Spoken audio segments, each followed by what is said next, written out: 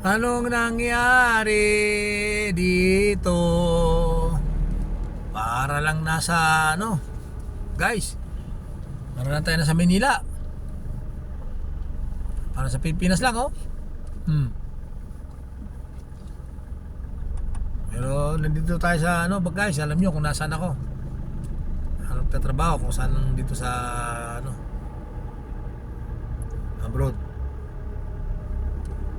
Alam niyo kung saan ako. Kaya yan, no. Only in Middle East. Akala nyo only in the Philippines lang? Hindi. Yan, no? Bumper to bumper, oh. Aha. Sabi nila, meron ba kanyan sa inyo? Sa lugar nyo?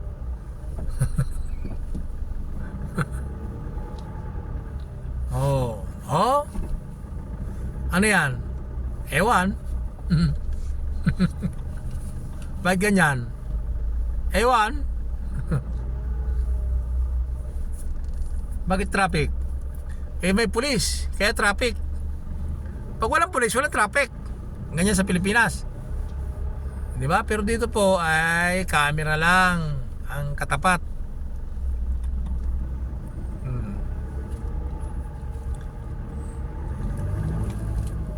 Dahil hindi nagsisinungaling ang camera.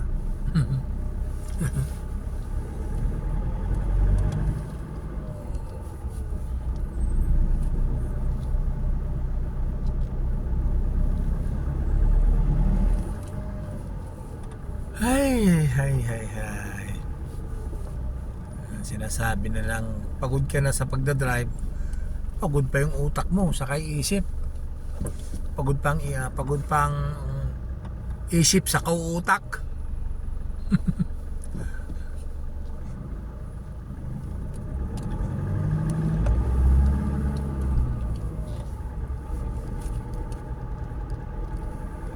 Ay.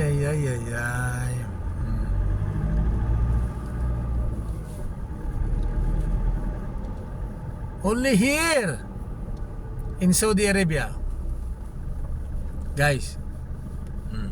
Sinabi ko na, ha. Nasaan ako, ha. Yung mga hindi pa siguro nakakakilala sa akin, yung mga bagong followers ko po, mga bagong viewers,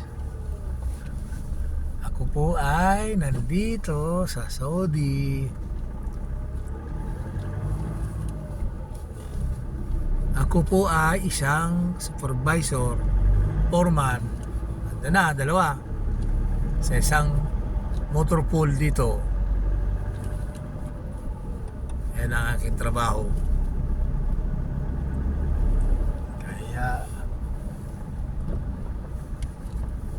Kaya lang, sa araw, purchase ako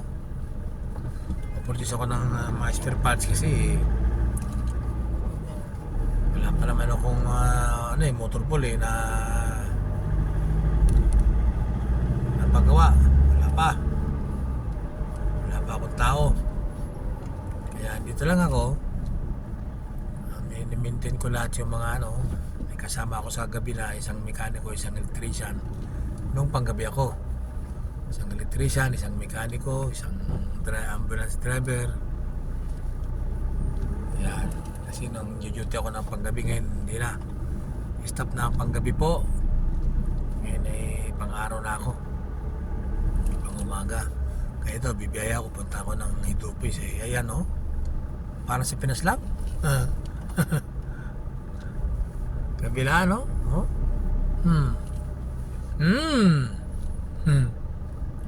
galing. Sus, parang nangyari. Sige po, guys, ito po. Salamat sa inyo sa pasuporta at panonood. Okay, guys, God bless. Mag-ingat lagi tayo, mag-ingat. God bless. Good luck. God bless, guys.